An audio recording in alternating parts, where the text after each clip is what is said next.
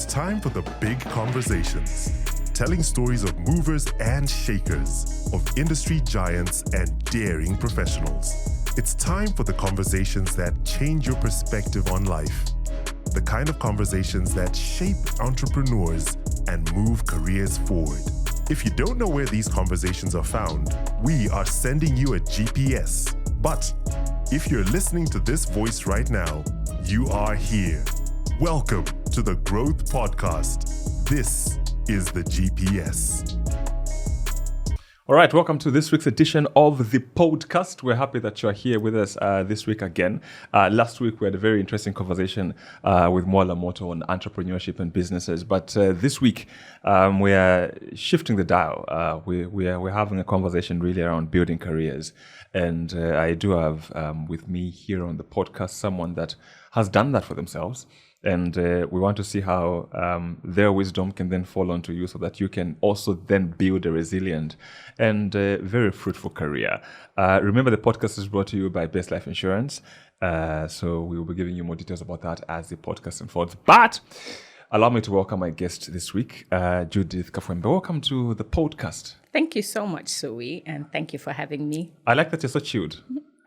You told me to be chilled. So. That's something I like that you're so chilled. Okay, good. I'm not complaining. I'm happy that you took my advice. Okay, great. You've been okay? I've been well. I've been really, really good. Okay, it's good to have you on the podcast. Like I did say, our tradition is that I've got these cards. I want you to pick 4. Oh my. So just pick a card and then ask the question. So every card is a question, and you're very familiar with that because we talked about that. Don't peep behind. Just pick okay. randomly. I just pick one? Okay. No, any 4. Any 4. Yeah. So, I pick all 4 now? Any 4. Okay. Wow. You obviously have to drop some, but just pick any 4. 3, and I have these 4. Okay, I'll retain these. Okay. Yeah, so you can ask them. Okay. So there are questions there. So ask the question and then you answer it. Oh my word. Who does that? Okay. Oh, I like this. I like the first one. Okay, what does the first one say? What do you love about yourself that you worry others will struggle to accept? I'm a very people person. I love people. I love to be happy. And so when I genuinely come up to you and all, like, I really do want to get to know you genuinely. So when I'm smiling, I mean it. But also in the past, I've realized that people look at it and think, why? You know what I mean? And you'll be like, you want something. Yeah, like you want something. You're not nice for nothing. Yes. Like nobody can be nice for nothing. Exactly that. But also it's like, you can see to say there might be a conversation about what was that girl about? Like, why did she do that? Or is she trying to be our friend? Yeah, but now. That's what I was avoiding to say. But that's exactly what it is. Yeah. Okay. The next one? Yeah. Describe a time you achieved what you were striving for only to feel disappointed by the success. I know exactly what I should say, but I'm not sure if I should be saying it in public. Okay, so without naming names, I think I had always wanted to work for a certain company. And when I got the offer, I was so excited. Like I'm thinking, this is how it's going to be. You know, you've made it in your mind. You've got it all lined up. You think when people talk about having their ducks in the row, I am the duck in the row. And then it's something else altogether. And it's like misery and more misery. Wow. Yeah. And you quit. No, stuck it out, but things changed. Okay, talk about that. Things changed. Yeah. Should I go to the next question? Please. Okay. Next question. Ooh, what do you know about life that few others have figured out yet? Let me tell you what I know about life. When God gives you babies, he has a plan of how he'll look after them. If I had known then what I know now, I wouldn't have stopped at 5 children. Let's do time. No. So yeah, that's what I know for sure. Okay. Yeah. Well, that's interesting to hear. We're done? No, I've got one more. Yes. Okay, great. As a child, what rules were made to be broken? At the time that I grew up, no rules were meant to be broken because you get the 5-fold ministry and whatever else comes with it. So I really was a good child. Not really. I was a rebel without a cause, but I cannot be saying the things that I did way back then because my mother might listen to this and it might break her heart. So I will plead the fifth on this one.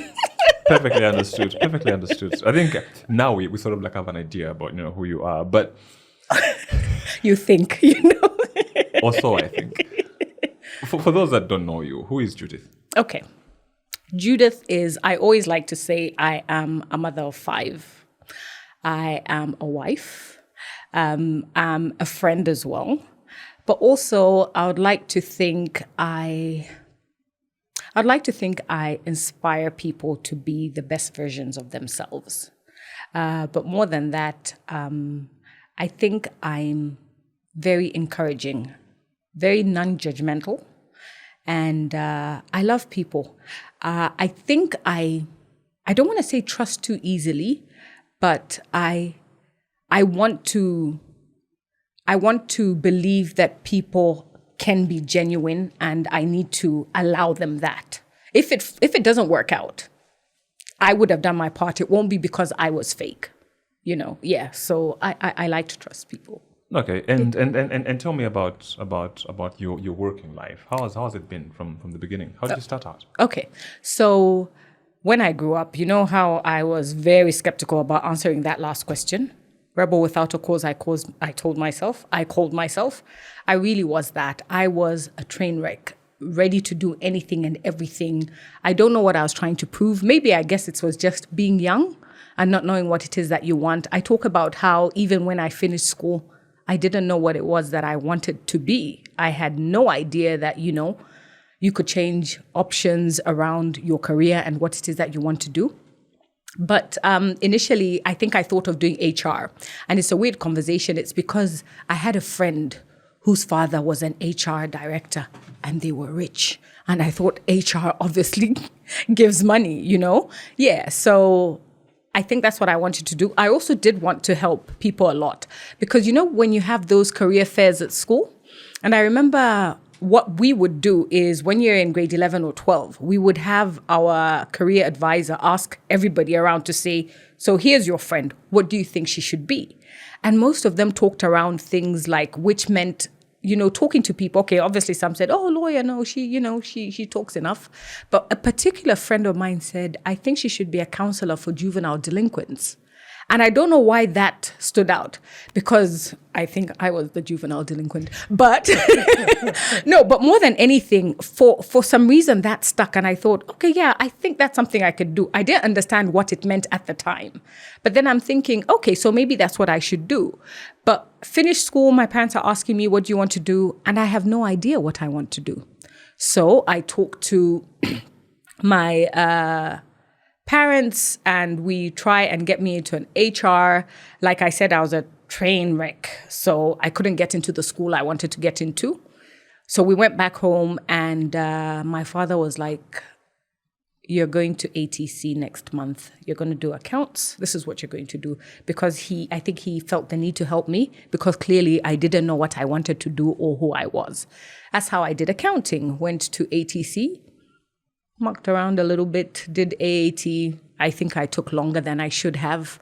A few failures here and there. By that, I mean a lot. And then, and then moved on to the next thing. And I just thought at some point, I just need to be serious with this because this is all I have. This is what I have started. So got more serious with it, but still not really in here. Just knowing to say, oh, I'm getting old. I need to start acting right. And also that's how I found myself doing accounting. And I have said this before, I was not happy. It was never me. It wasn't a decision I had made for myself. And you find yourself doing these things because it's expected of you. You have to put food on the table. You get married, you have children, they've got needs. So you better not get fired. So you better do what you need to do and do it right, It reminds me of, there's one time I think I was listening to a talk from the then director HR at Zicta. Right. And you're saying, you guys need to understand stakeholders. Right. And his point was, stakeholders are, if you're married and with children, you have to wake up and go home and say, I've quit my job. No, you don't. Yeah. If you're single, you can just quit your job. But stakeholders have to consult. Absolutely. Yeah. But then also the accounting thing you said resonates with me because I did accounting first. Did you? I did accounting, yeah. I did the first level of ACCA. Right. Then it was called, I think it was called Okay, they've changed it to FIA, which was a foundation in accountancy. Right. But then I think it must have been called CAT or something like that. Right. Yeah. Yes. So yes, I did that. So I know what it feels like to go into a field where you've got no interest Yeah, whatsoever. yeah. But then you do accounting and then what? Okay, like what did I do? So I started working in accounting, okay? And I'm miserable, okay? But then luckily, one of our CEOs at the time where I work just says, how are you in accounts? Like, in fact, most of the people who I've met most of my life, accounting. I'm like, really? You? Accounts? Like they don't see it. No, so I had the opportunity to then move into the role that I'm doing now, which is like marketing, sales, customer services, something along those lines. And that was how then I managed to change whatever it was that I was doing. Okay. Yeah. And what are you in now? Okay. So I am working for Deloitte. I work for the Africa Growth Office. Okay. So it's very strategic. I like it because it involves strategy execution, communication, but it also really involves also being client facing. So while I did do finance the whole time that I was working in finance, it was finance for the companies I was working for before joining Deloitte. So it's not like I was actually even client facing when I was in finance. So my client was Deloitte. Yeah. No. Okay. So, but now what I do is, customer services. So I would call it, even though it's not quite, I just want people to understand what it is. So it's not called customer service, but it's ensuring that what we as Deloitte promise our client, we actually deliver. Sometimes the partners will laugh and they'll say, oh, she's the watchdog. Yeah. So, yeah. How many years have you worked? Ooh, in total? In total. Over 20 years. Over 20 years. Over 20 years. Probably even 25 easily. So the Judith for today, if she was to have a conversation with the Judith that first worked in your first year of work, what would you say to her? I'll tell her to say, Judith, while you still have a chance before you get married, before you start having kids, while you still have a chance to try and do what you maybe have an idea about what it is that you want to do, I think you should do it. Because what I mean is I got into AAT. And then even when I was moving to SEMA, I still knew I wasn't happy. So why didn't I change then? A part of me told me, but I've already started. So it doesn't matter. So I was already only into 3 years of doing a course. And I already thought I was so invested, not knowing, no, you'll be working for 30, 40 years. You understand? So it doesn't matter if you lose the 3 years that you have just started. Start then. So at whatever point you reach a realization to say, hang on, this isn't for me, that is the time to change. Don't start battling with, but I've invested so much. If you're not happy, it doesn't matter what it is that you think you're going to do or how much money you're going to get. You will reach a point of reckoning where it's like, you know what? What should have been 3 years of me wasted years, it's now 10 years. It's now 15. It's now 20. It does pile up. So if I could go back, I would say, you know what, instead of going to the next stage of whatever it is that I want to do, finance, let me really find what it is that I'm passionate about, that I like. That's what I would tell myself. Okay. Yeah. And so did you complete the SEMA? No. So I stopped, okay, after I got the higher diploma. And I got a qualification. And then just before I was done with the last 3 papers, I thought, nah, I'm not about this business. So I did a BBA.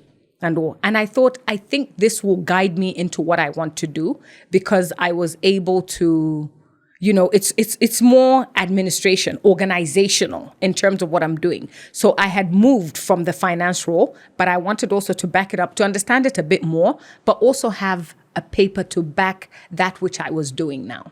Okay. Yeah. The thing with most people is that when you're in an organization, I feel like it is like an open room where I can fit in where I feel like I can do better. Yes, I may have this qualification, but it's very easy for me to apply myself in a different role and change and switch.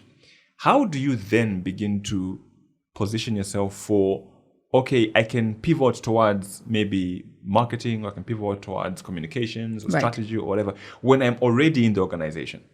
Okay.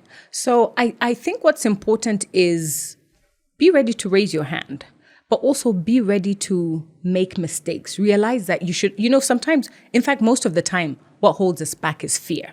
For example, what you have said, I could have gone in maybe doing finance, and then I find Sui. Sui's doing marketing, and Sui's doing an amazing job. I've always wanted to do marketing, but then I'm thinking, I go and try and compete with Sui? No.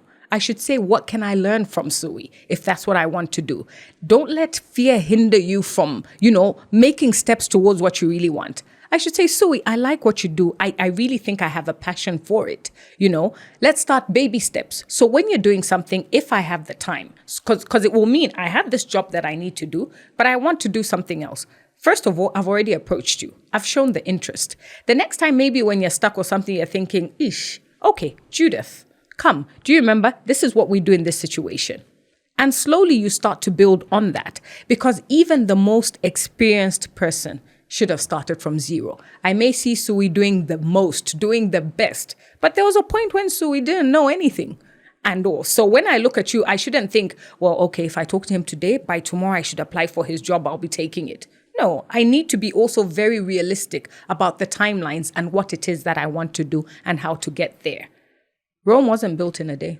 For real, for real. I like that approach. And then also it leads me to my next question, which is around people who are new in organizations, especially like, let's start from basic level intern. Right. I joined this company, I am an intern. What kind of attitude is expected of me if I am really to grow in that organization? Because there are some people who will join as interns, they won't last. Maybe, okay, let me not preempt, but yeah, they may not last. What draws the difference between an intern that joins an organization and ultimately gets employed to an intern who joins and then when the internship ends, they leave?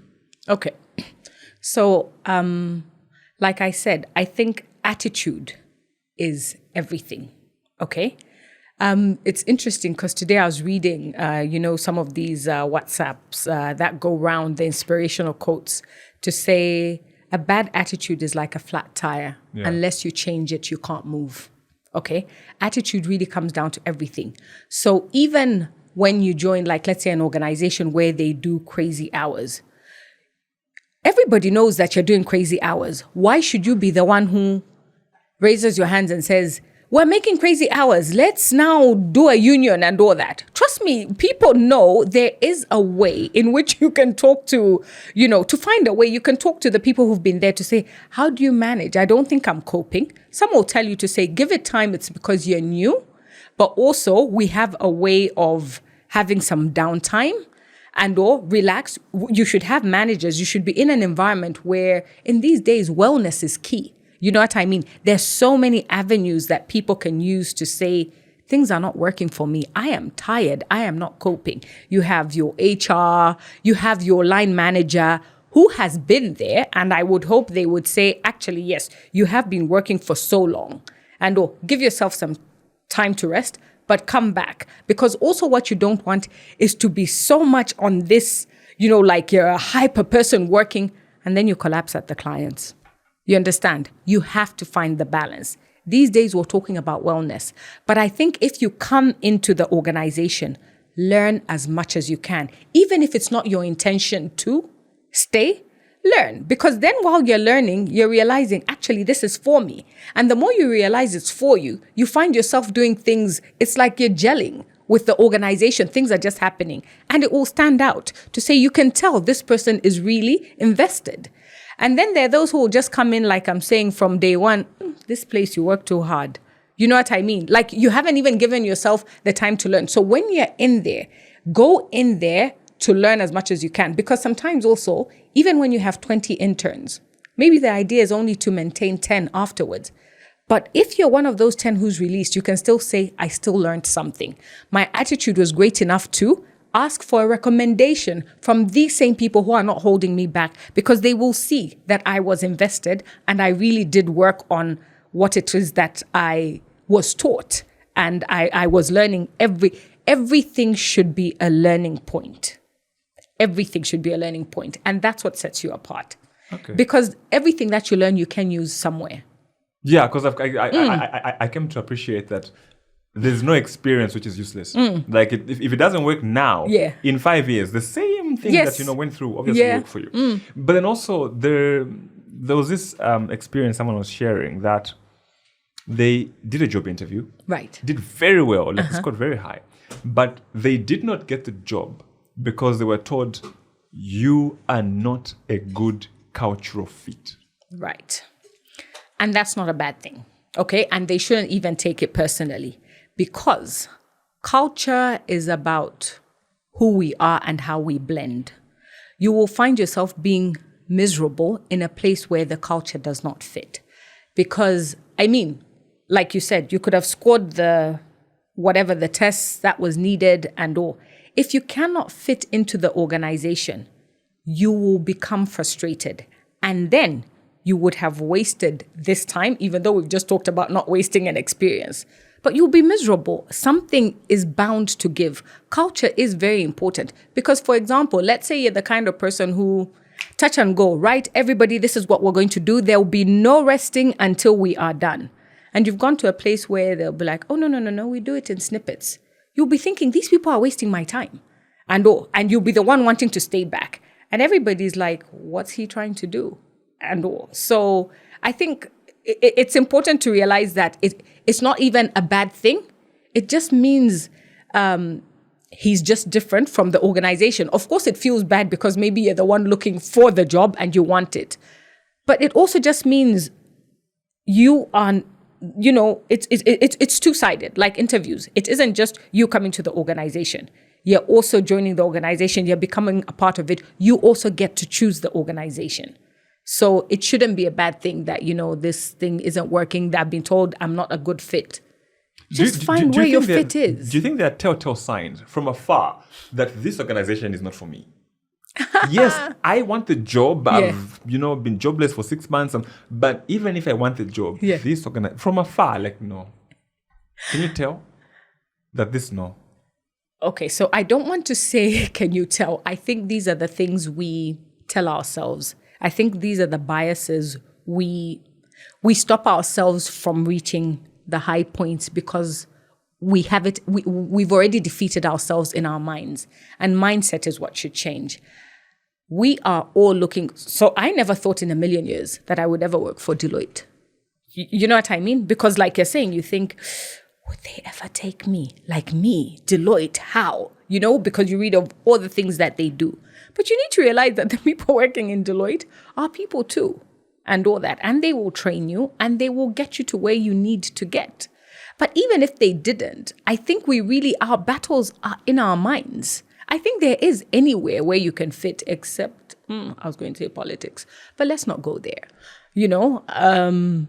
I think you can fit into any organization if you do the research. Because like I said, even the people who start in those roles, at some point, probably just knew about the organization from a distance, not quite what happens in there until they got in there and they bothered to learn, to make mistakes if need be, get the correction, and keep plodding until you find yourself at a point where you're high up there.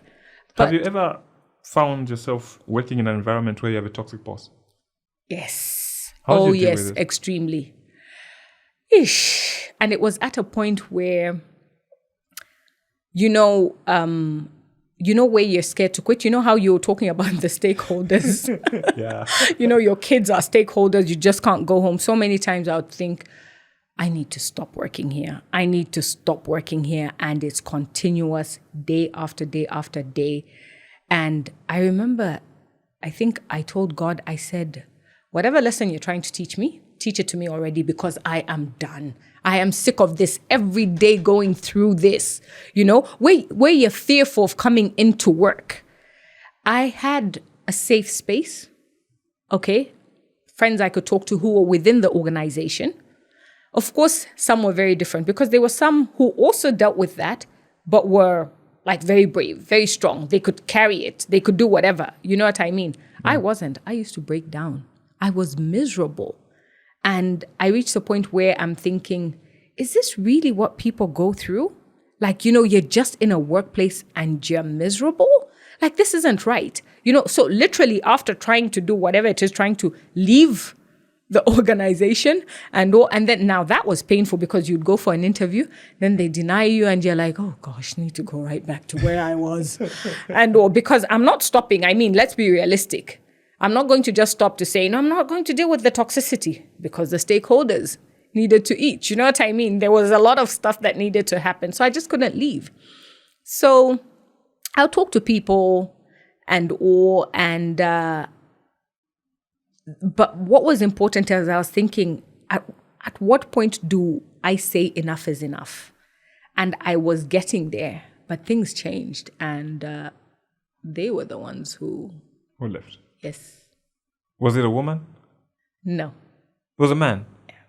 In fact, I could say it was a group. That's even worse. Wow. Because it all comes back to culture. So if that's what they knew, so it's all of them at the top, and it's quite a number of them doing this. But they start leaving one at a time, and then you find that, wow, it's actually possible to have good bosses who heal you, who make you become the best version of who you are, and you work better for them because you tell myself, I will not fail this person. Why I asked is because I've noticed a trend is that most women find it difficult to work with women. So you find sometimes a woman would rather report to a man, or a man would rather report to a woman. Like a woman and the other woman, mostly they clash. Others get along well. I know a lot of them get along well. Right. But mostly, if someone complains about a toxic boy, it's mostly someone of the same sex. No. I've had amazing women bosses, actually. And also, I can't relate. But yes, so I have heard of that as well. But also, like I'm saying, I think sometimes we fight our own battles in our heads. We make up our minds about what I think of this woman already. You know what I mean?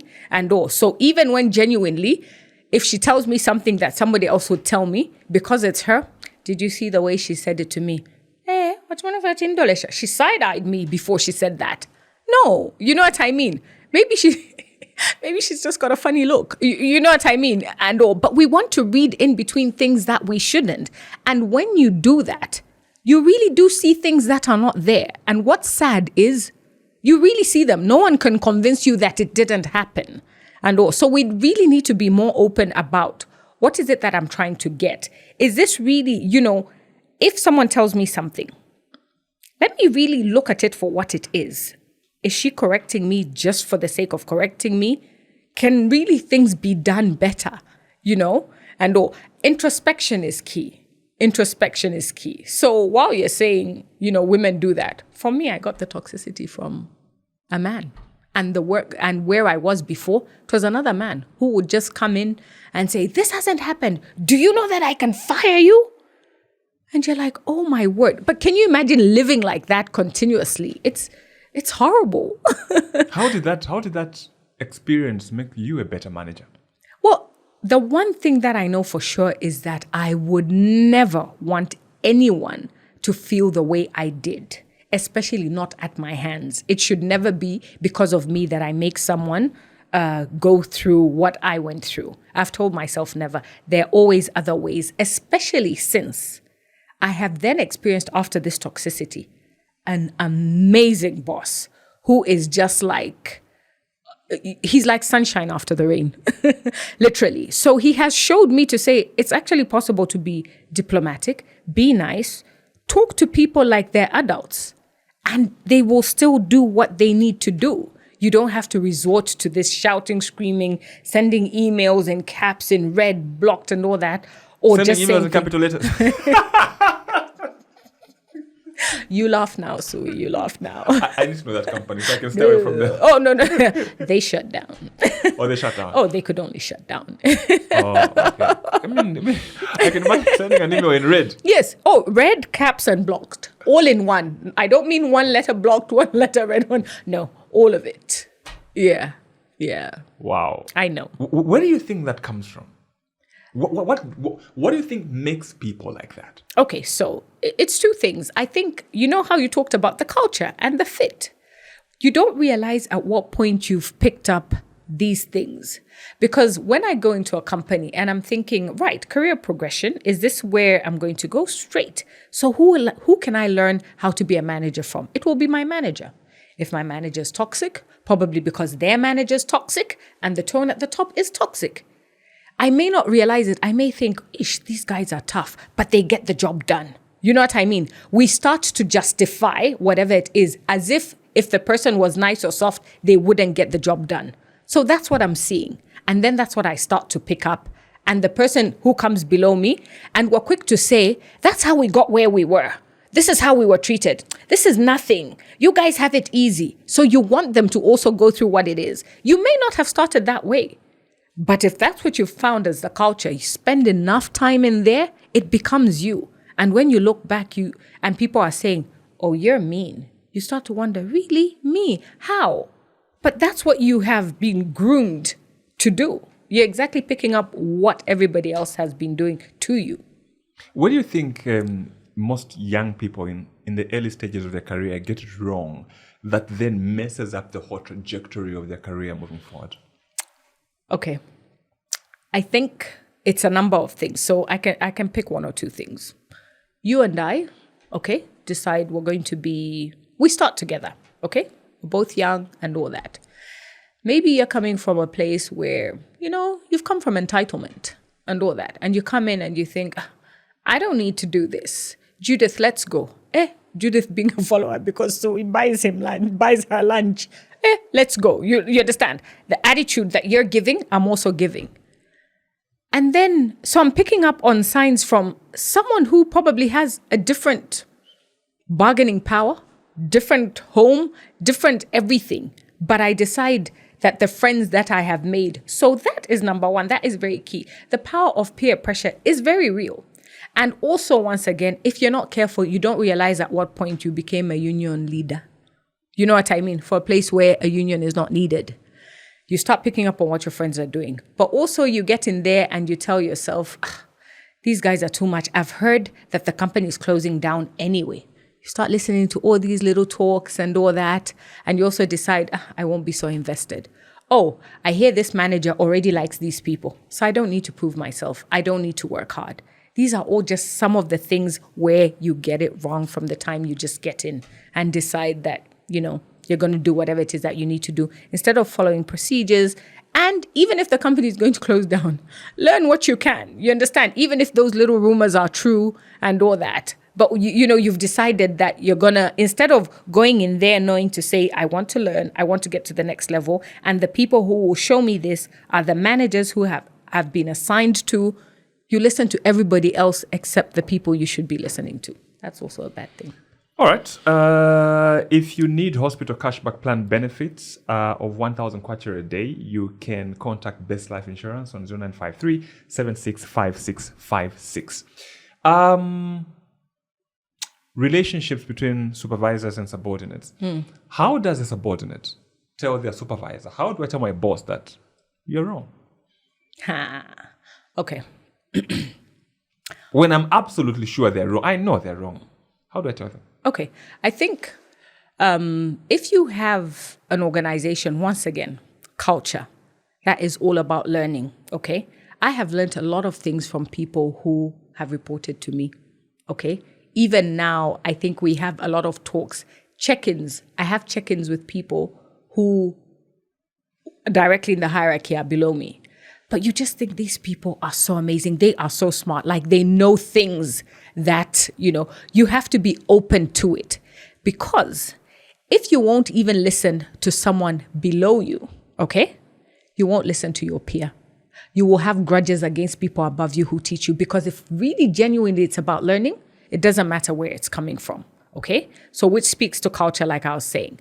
So, but now your question was, if I'm the person who needs to talk to my direct boss and say, this is what I think how you go about it helps. You could say, oh, I was looking at what it was that you said. How does this work? Or this is my thinking, but I want to understand how this marries with what you were saying. Give them a chance to, because the truth of it is not everybody will take it just like that. And you have to be cautious. There are people who've got vendettas. Oh, so this child thinks they know more than me. You know what I mean? You have to be cautious. The world isn't pretty flowers and rainbows where you can just say, oh, you got it wrong here. Oh, thank you for letting me know. There's some people who are like that. But you have to instill wisdom when you are approaching the person above you, and or to just say, oh, I was going through what you asked me to go through, and this is what I have found. Could it be, like just the way you go about it, having a conversation is key. But you should say it. If this person is one of those people who won't listen, there should be a safe space in your workplace, somewhere else where you can talk to the person and say, oh, there's this that I found, but I don't know how to tell my boss to say this is what it is. And see, on that same subject, sometimes you find that you are in a situation where you have a problem with your boss or maybe the toxicity and whatnot. How do you involve other people? Because obviously you've tried with this person, it's not working. Yeah. How do you get someone else? For example, I don't know, maybe HR or... Not that you're going to talk behind their back, but you just need some help. Because at some point... Yeah. It begins to mess up with your mental health. It does. So, it's funny you should say that, because we were having a conversation. So we have HR, but we also have so many other forums, applications, different systems that you can use to actually get to that level where you're saying, this is not working for us. And it's taken very seriously in Deloitte. I'm not talking about Deloitte. No. Oh, I'm giving you an example of the different systems. So which includes HR. Most companies will have HR. Okay. You also have. So if you feel this person won't listen, but I also don't believe in professional gossip. Professional gossip is where I go to the next person to say, this place is such a toxic environment and I'm really concerned because of the way this person is acting. I'm not doing it genuinely, but because I want this other person to get into trouble.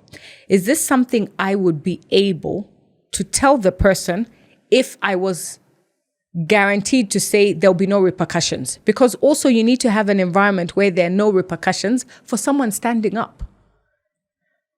So you cannot just say, I will go and tell this person that this is what it is when they're close friends. You and I are close friends. Someone comes and the person that they should talk to, if I'm the one who's the problem, is to come to Sui.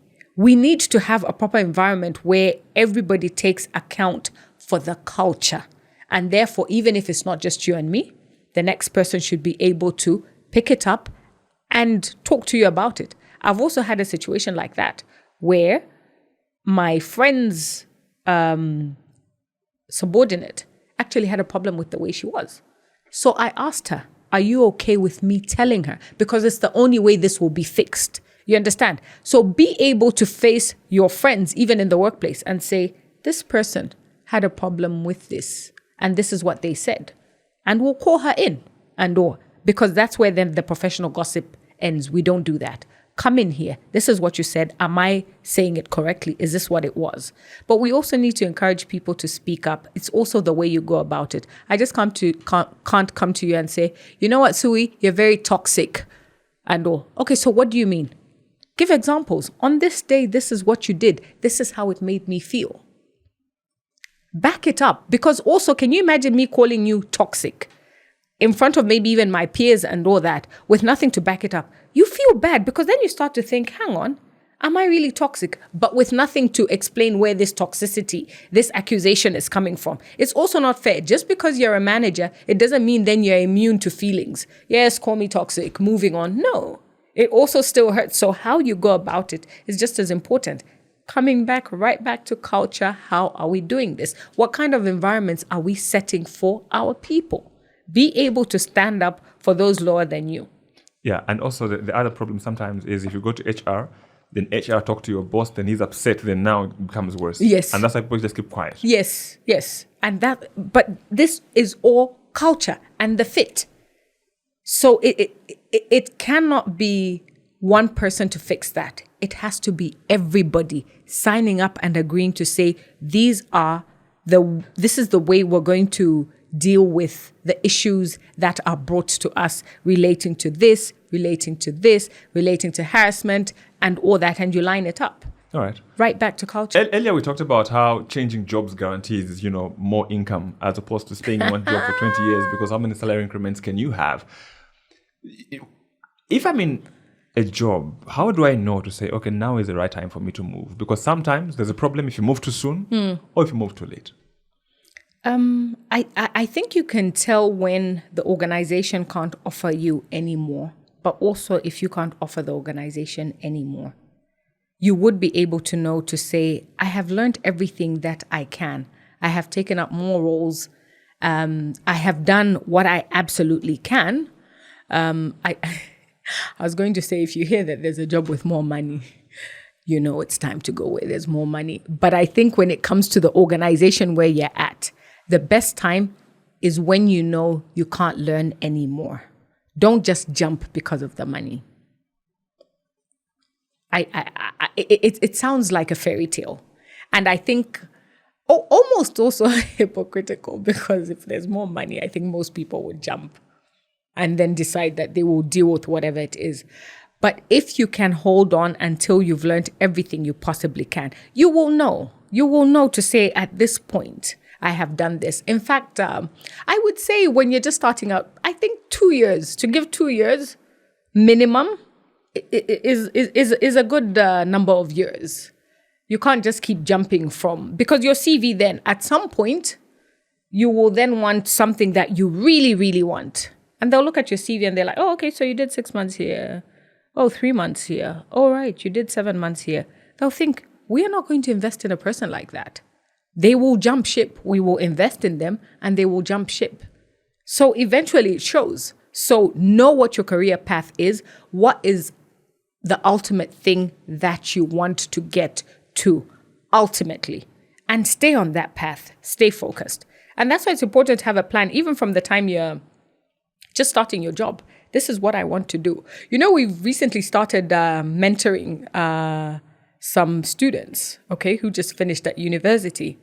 And one of them, you know, when we were introducing ourselves, straight from school, and she says, oh, I'm going to be AG one day. And I was like, that's just amazing. In fact, she came to your public speaking class that you had. And this is someone who is focused. She knows exactly what it is that she wants to be. She has a plan. She says it may be in 10 years, it may be in 15 years, but I will be AG.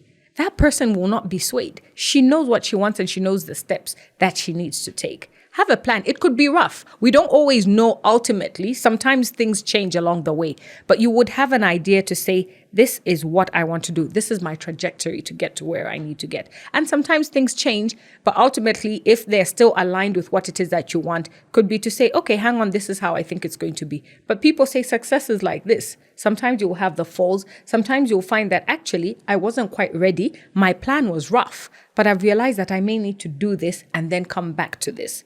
But if you're focused, you will know how long you need to stay in a place. Okay, I'm assuming AG is Auditor General? Yeah. Attorney General. All right. Yes.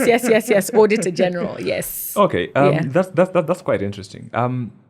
Also, the other thing I wanted to ask is in careers. I was having a conversation with a colleague of mine, and they're saying, Sui, why don't you talk about this? Most people have lost opportunities because they put their boss on their CV as a reference. Oh, okay. Because, and for me, here's the interesting bit. Yeah. Someone told me that some bosses are so cunning. Okay. And I'll give you a scenario, right? So imagine that I am your boss.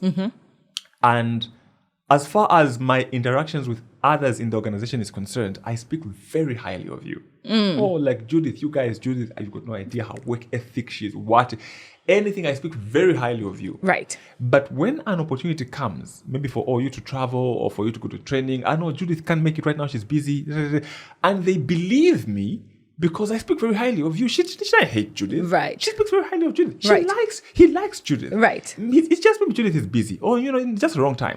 And so you find 2 years down the line, nothing good has ever happened for you because your boss is blocking it. Right. But PR, she's doing PR. Oh, Judith, you guys, you needed Judith on your team. Right. That kind of toxicity. But then my question, I'll go back, is people who put their bosses on their CVs. do you think it's a good idea? Because like I said, others have lost opportunities where everything goes well. Then now they call the references or referees, whatever, when it's time, when you've been shortlisted. Because I don't think they call the people who applied and they call the references. No, it's at the point of, okay, I think this is our person. Let's just do some due diligence. And then they call your boss, goes like, anyway, at your own risk, you can employ her. Okay. So, question number 1. Okay. So I mean, we're having a conversation. So you've given me this scenario. The first question I would ask is, at what point do you say, who is telling you that this person is blocking you since they speak highly of you? You know what I mean? Because you have to be very careful about people who come to tell you things about someone else. That speaks more, there's a saying that says, what Susie says of Sally speaks more of Susie than of Sally. Yeah, actually, it also reminds me of, don't tell me what they said about me, tell me why they were so comfortable saying it around you. Exactly. Okay. So, if this person is blocking you, how do you know that they really have been blocking you? No, but then also, let me tell you, look, it's that thing where your friends went on a training. Yeah. They go like, but me, why? And they go, your boss said you were busy. You get the point, right? I mean, there's no malice there. Right, you get the point, right. No, but that training, me, I would have been interested. No, we wrote to your boss. She emailed back, said, no, that you're not around that period. You get the point? It's not things. It's not like someone just goes, no, your boss is blocking you. No, yes, okay. So, unfortunately, the same way you would say you can't know what your final referee will do if it's your boss. Even if it's a friend. Even if you cannot know what someone will say ultimately. But you have to have that kind of a relationship. There has to be someone that you trust. Are you really maybe reading wrongly into the praise that you think this person is giving of you? You understand? It could be maybe just a motivational to say, for me, this person is the weakest in my group. So in order to encourage them, I'll say, no, you know what? This person really tries. Of my people who tries, this is the person I would go to. You really need to understand the relationships. I'm okay with putting my bosses on my CV. Because also, other than the professional relationship we have, it's an investment, okay? It's over and above the work that we do. Especially in Zambia, it's a very small pool of jobs, our work and all that. It's usually you mingle around the same circles. And I truly believe in what goes around comes back around. So if you're going to show such malice, it's unfortunate. You may lose a job in the process. But what's coming for the person who's done that may be worse. And like I said, I truly believe in karma. So just like I would want to trust the person, like we spoke of at the very beginning, I genuinely invest in my relationships. And if you put me down as a reference, I've got you. And I will also practice that same trust when I'm putting the next person. If it doesn't work out, sometimes you can say, no, then maybe it just wasn't meant to be. But what if it was meant to be? Maybe not. Sometimes we just never know. But I truly believe if you're going to act like that and be that person, something's coming for you. It always does. It always does. In the workplace, there is this thing for, your colleagues are not your friends. Like you just go there to work and come out. You don't go there to make friends. Do you make friends at the workplace? Yes, I do. And I'll tell you why. Okay? There's some things, we spend a lot of time at work. Most of our waking hours are at work. Okay? Morning, whole day, and all that. There's some things which are very personal, okay?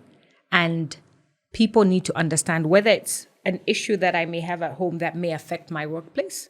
I'm not just going to tell anyone or everyone, okay? Now, I'm not saying each and every person who comes in is a friend, but I think it's okay to make friends. It happens just the same way when you're at school or even out in ShopRite, you bump into someone once, twice, 3 times, you become friends. Friends aren't forced. I'm not going to make friends because it's the workplace. If I find myself making friends there, it's a plus. And it's no different with the friends that I will make outside the office. But also importantly, like I said, there are also some things which are maybe very private in terms of work, confidentiality. I'm not just going to talk to anybody about them because of the kind of work that we do. Someone who is a friend in the office who also has access to that makes it easier to, okay, so what are we going to do about this?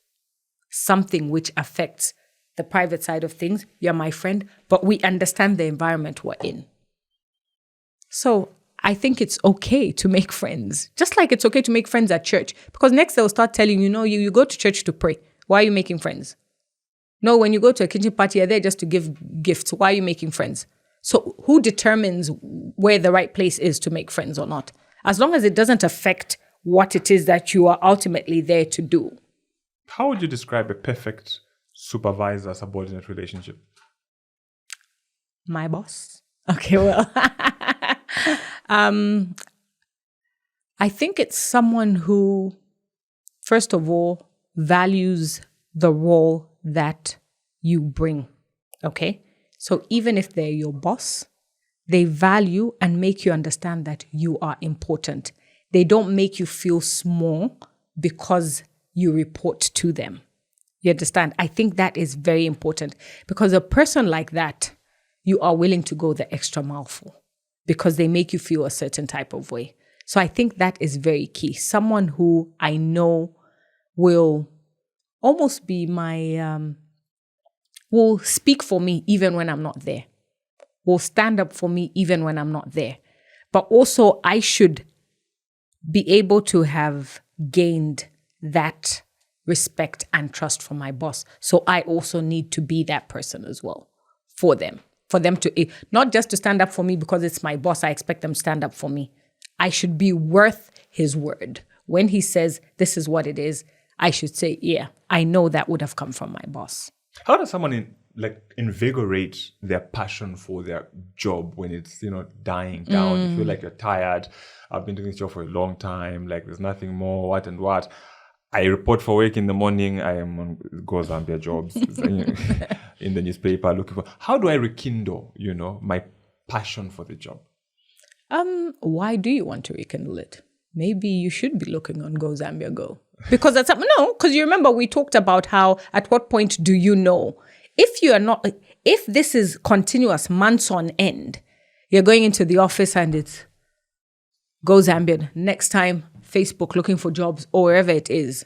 No, if you have done your time, and this is the thing, we love our jobs. Yes, great. We love them because we get paid. It's our bread and butter. And sometimes we love it because we really do and we stick it out.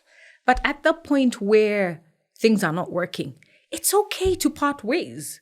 That's also fine. If it's time to move, you feel it. If you've done, like you said, 15 years and you think, this is it, I've done as much as I can. It is okay to start looking where you think you'll be more interested. When you get into a job, it doesn't mean it has to be for life. You understand? So it is okay. But if you've done everything you possibly can, you've invested as much as you can, and you've done all you can and it's just not happening, it is okay to leave. It really is. On the money issue, how do I go to my boss and say, is it possible? Like, how do I ask for a raise? Because I feel like for most people, that's a conversation which is like, yeah, you can't say that. But you can.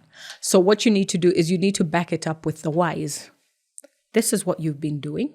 Okay, this is the extra stuff you've been doing, and always have a book. Every time you've done a project, you've done it well, there you go. What was your contribution to it and all that? Of course, you can't go to a boss at the time that things are bad, that maybe, the lenders are knocking on the door and things are bad. That's when you decide to go and ask, have a conversation.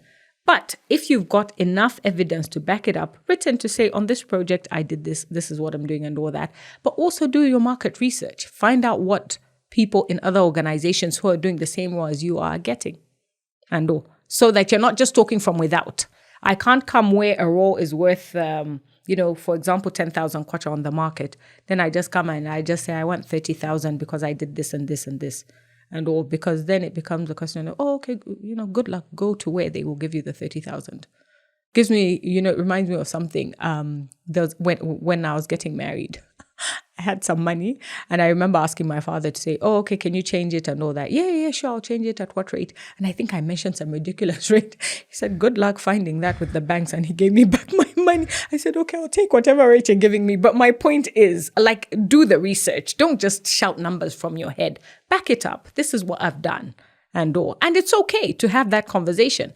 And if he says we're not able to right now, you can say, "Okay, fine. I understand. You've told me why. When can we have this conversation again?" It's okay to ask that. Tells you, "Okay, let's have this conversation in 6 months." Keep it in there. Put it in your calendar. 6 months later, we had this conversation. What's going to happen? Because they can't keep waffling you around or moving you over and over again. Then at some point you think, maybe I'm not then the fit. Maybe I should be on Go Zambia Go. Okay. And if they say no, how do you still keep working? No, you've gotten feedback as to why. Because it's okay to ask, to say, so what do I need to fix? What are the gaps for me to get to where I think? There's no money. Go Zambia, go. Go Zambia, go. Because also there's some companies who feel like it's unfair for us to increase. Your friends will feel bad. No, but why should they be? That's true. But I think each one should be taken on their own merits, their own strengths and all that. Most organizations will look at each person, their strengths and what they're contributing. And that's why it's important for you to just keep a record of what it is that you're doing. Just keep a record.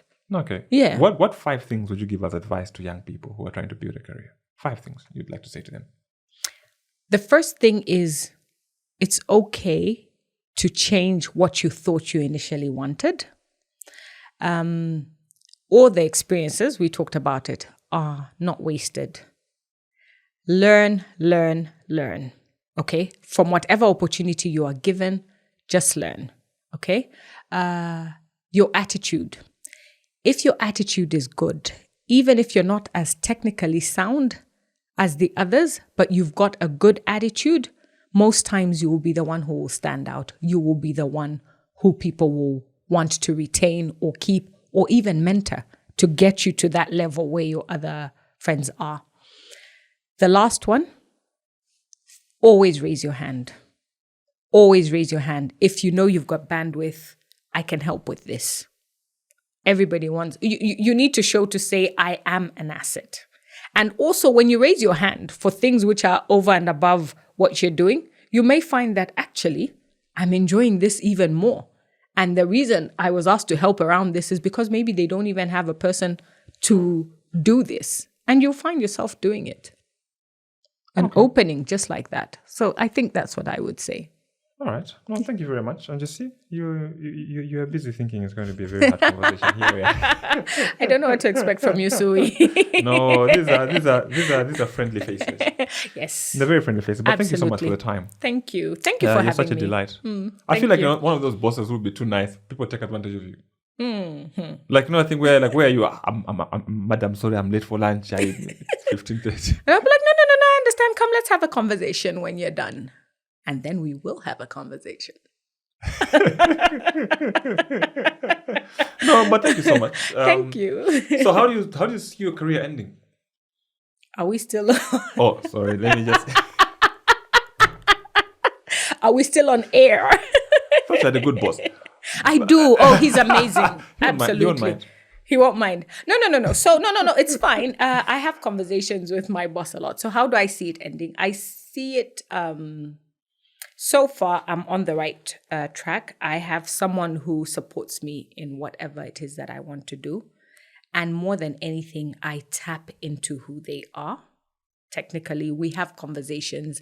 And also, sometimes it's also in the informal conversations where you're like, oh, okay, interesting. But, you soak it in, be attentive. You'd be surprised how much you learn more in a very casual, informal setting, more than even in the, this is what you do, this is what you do, and stuff like that. You pick up a whole lot more leadership. In fact, more than anything, you pick that up. It's in the casual, informal conversations. It's the way they're thinking. It's when they're smart, they're relaxed, because that is not coming from a place of ego. It is coming from who they are, the leaders that they are. So it's so amazing when you pick up those things. And like I said, I have someone who wants the best for me. I believe it. I have seen it coming all the way to where I am. So where do I see myself? Hopefully retiring with a good pension. But I've still got more than 10 years of work, I hope. Yeah, no, don't worry. Maybe even more. Yes. Maybe even more. But I hope you won't be one of those who you retire, then you come back on a contract 6 months. There are people like that, you know that, right? No, but why would you say, I hope not? What if I want to come back for 6 months? No, and do but the Kama contract? because I don't know, I feel like the ultimate dream is just to actually retire. The reason they come back is because of money. All right, You get I a point, see what right? you Yeah, mean. Yes. you come back for 6 months because you're trying to balance something. You get a point. You're putting You a didn't roof. quite get the math and all that. Exactly. Oh no, there's this that still needs to be done. Exactly. You know, no, no, so the, yeah. The roof is one side of the roof is not complete, Yeah. so after 6 months. Right, One of those. right. But thank you so much for coming to Thank the you. podcast. And we look forward to watching your career in the next 10, 15 years. Absolutely. Thank you, Sui. I'm grateful. Thank you. Thank you. Thank you. And thank you to you for being part of the podcast. We're back again for another conversation in just a few days' time. But reminder that if you're traveling, Best Life Insurance does have you covered. You can get affordable travel insurance by visiting bestlifezambia.co.zm or calling 095-376-5656. We'll be back. Remember, tell a friend about the podcast and let them subscribe and share so we can have as many people as possible growing with us together. Enjoy the rest of what you are doing before you started watching this podcast.